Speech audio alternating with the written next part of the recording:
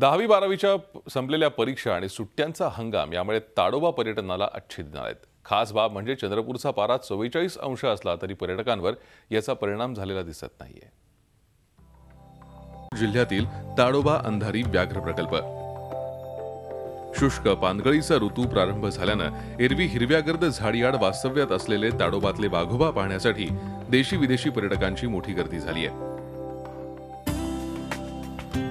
व्याघ्र पर्यटनाच्या या हंगामात हौस भागवण्यासाठी आबालवृद्ध स्त्रिया चिमुरडे कुणीच मागे नाहीत। चंद्रपूर आणि आसपास सध्या 44 डिग्री सेल्सिअस तापमान नोंदवलं जात आहे। या प्रचंड उकाड्यातही आवश्यक तयारी करून हौशी पर्यटक वाघ बघायला आलेत। वाघ पाहण्याची उत्सुकता खूपच जास्ती असते आणि वाघ पाहिल्यानंतर जो आनंद मिळतो किंवा थ्रिल मिळतो त्याने या गरमीचा त्रास तर पूर्णपणे निघूनच जातो। त्यामुळे गरमी सहन करण्याची शक्ती पण मिळते आम्हाला वाघ बघितल्याने। अनुभव तर खूपच चांगला होता।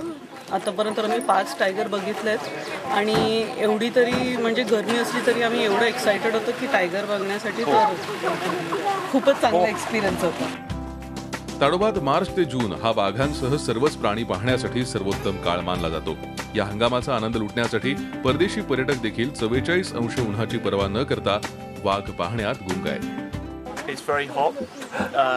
We've had to drink a lot of water today, but it's been worth it for the tigers.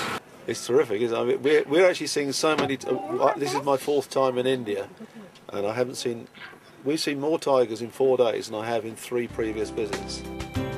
देश विदेशातील पर्यटकांच्या सुविधेसाठी ताडोबा व्याघ्र प्रकल्पाचं पूर्ण बुकिंग हे ऑनलाईन करण्यात आलंय। 31 मे पर्यंत सर्व सफारी या ऑनलाईन बुक देखील झाल्या आहेत। ताडोबा 31 मे पर्यंत हाऊसफुल आहे। ॲडव्हान्स बुकिंग एकही शिल्लक नाहीये। त्याच्यामुळे ऊन असतानाही ताडोबासाठी लोकांचा भरभरून असा प्रतिसाद आहे। ताडोबा अंधारी व्याघ्र प्रकल्प आणि त्यातील वन्यजीव वैविध्य अनुभवण्याचा हंगाम म्हणजे उन्हाळाच। मात्र तापतं ऊन देश विदेशातील पर्यटकांना मानवेलच असं नाही। तेव्हा वाघ बघा, पण जरा काळजी घ्या। Ashish Ambade, Zee Media, Chandrapur. Zee 24 तास रहा एक पाऊल पुढे।